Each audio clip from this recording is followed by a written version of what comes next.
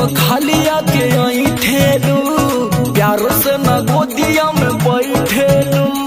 एहो का सुना बोला से जिया पखालिया के आई ठेलू प्यार से न गोदिया में बैठेलू। आज मौसम बनल बा हसीन। अरे तो आवो ना कहले पट के नाचे के रात दिन बनी हो तू ना हम बनब ना गिन। कहले पट के नाचे के रात दिन बनी हो तू ना हम बनब ना गिन। अरे तो हम तो गरीब न हो जाए।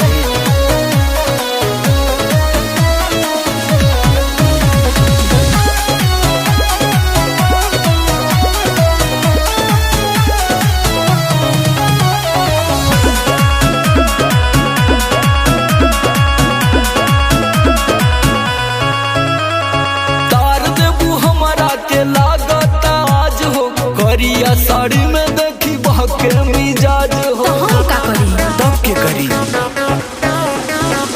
आज के रात पिया बनी हमरा जी